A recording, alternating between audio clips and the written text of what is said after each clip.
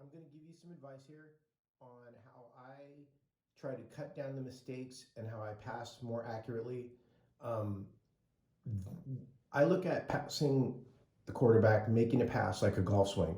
You want the least amount of motion and you don't want any guessing. You want to know that from this distance, I hold the club this way and my feet are at this distance and it should go that distance.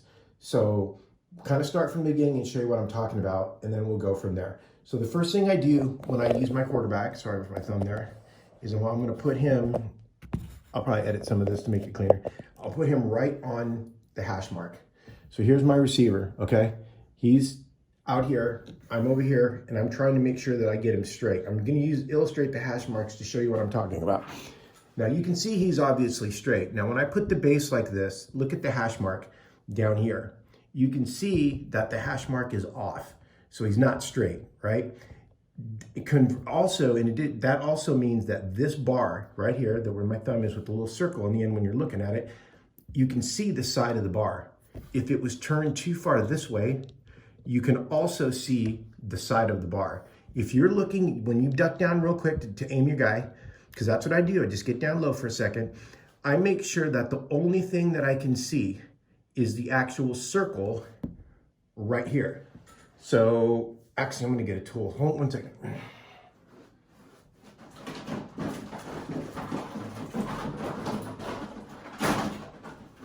All right, this will make it a little bit easier, sorry. Probably cut that out. Probably not, I'm lazy.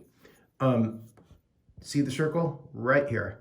If you're aimed right at your player who's back here, that circle should be the only thing you see. If you're off, again, not to be redundant, but if you're off, you'll see the side of the circle. You should never see that when you're sighting your guy, either way. So now I've got it, now look how I've got it lined up perfectly right on the hash. Let's put it right on the hash.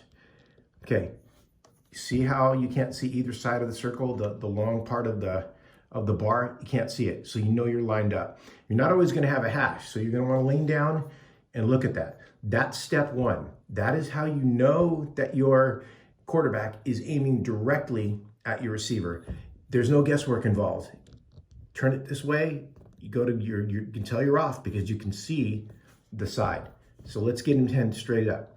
Okay, next step is gonna be distance. With distance, it depends on where you're throwing and how far, because you have to estimate your distance because there's always going to be sideline distance as well as that. But if you can get a decent gauge on how far you're throwing it, you can do it. Now, starting for me, I know that anything, I'll move him to 10 yards. I know anything from 10 to 15 yards, after I sight my guy and he's aiming, I lift the back. Notice my thumb is flat on the table, always flat. No matter what distance, my thumb is right there. So at that point, I can gauge how high I want to move him, but with my thumb flat. I moved it up to show you, but basically, I know with my player that if I move him up and I have about half of the distance to the player, to down the base here, about here you can see about half the base, I know that I can throw from 0 to 10 yards. With my thumb being down, it's consistent. If I was to lift my thumb and do the half distance, you wouldn't even know because there's a distance there. So put your thumb flat, about half the distance down there. Even as long as you got a good green portion you can see. So I know now when I go to pull the trigger, and I'll move it over to here to show you the pass. Say I've got to go 10 yards, I've got to move it over here. I've got half the distance. It's consistently going to throw that distance. It's really not even, as long as you follow this, it's not a guess. It's going to throw that hard unless you pull the power too hard, and I'll get into the power later. Okay, so I've got him aimed. I've looked at the dot. I've got him aimed. It's about half the distance down. I've got green showing. You pull the trigger, bounces right off of him. Now, that's for 10 yards, 0 to 10 yards. Like I said, it's virtually impossible to miss that. Doesn't mean you won't miss it during a game because there's pressure and there's players in the way. But as a gauge, I know at this distance, with my thumb showing about half the base, just showing any of it along the way, that's 10 yards. Now, let's move the guy back 20 yards. Say he's back 20. when I go to gauge the pass, of course I'll aim again, but I know that 20 yards with my thumb sitting flat, I've got to lower this base down to where I can only see his shoe. Everything else is covered. So let me lift up a little bit here. See how you can only see his shoe there? All the rest of the base is gone. I know anywhere from 15 to 20 in that general vicinity, that is how far that I can throw with this quarterback. So I'm gonna load him up and I'll move him to the side here. But I'm gonna load him up, and at this point, you can see he's about 15 to 20 yards away. I do my aim first, then I lift up, and I've got my thumb at that distance that I know he can hit him. Now, I'm not gonna say I'm gonna hit him right now because I could have the distance off, left and right off, and nobody's perfect. But the point is I know at this point, I am not guessing the distance. The distance, if I pull correctly, is gonna be correct most times. So I go down, double check, I like to double check my aim at the player. I've got that distance there, and then you pull consistently, boom, hits right off of them. It's not 100%, but I know that at this distance, it's pretty consistent. Now, and again, it's gonna depend on how you pull, and I'm gonna show you later how I consistently pull. So that's the idea, and you can even write it down. If you can see here, it's a little bit nerdy, but if you look here on this piece of paper, I have the distances written down. Mid to lower base for 10 yards, 15 middle base, bottom of the nub for 20 yards, etc. Like that, when I was first learning, so that I remembered each one. So let's move him back a little more. Let's move him back to here. So from here to here, this is 10, okay, this is 30 yards. Okay, now with my quarterback, I know that for about 30 yards, let's get the distance here. Let me load my quarterback up. Sorry about that. Again, might edit this part out. Okay, so for about 30 yards with this quarterback, I'll show you where we're at. Okay, when I'm throwing 30, I pretty much have the quarterback with my thumb flat. I'll bring this over here. With my thumb flat, I basically have the quarterback on his sock. You see how you can only see a sock? So to me, that means about 30 yards. That is all I'm looking at for his sock, okay? So we're sitting at 30 yards, and see the thumb? Again, thumb flat. So now I do my aim, and I look closely, and I say, okay, you gotta pull it, again, pulling the trigger at the consistent amount, but at that distance, you pretty much know, oops, drop the ball, and anybody who knows me knows that I constantly drop it. Shaky hands, whatever, but I'll try to load it again and not drop it.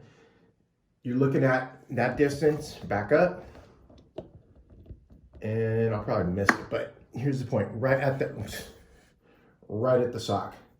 And this is the last time I'm gonna do this, or I'm gonna edit it out, but this ball's a little bit loose, I think.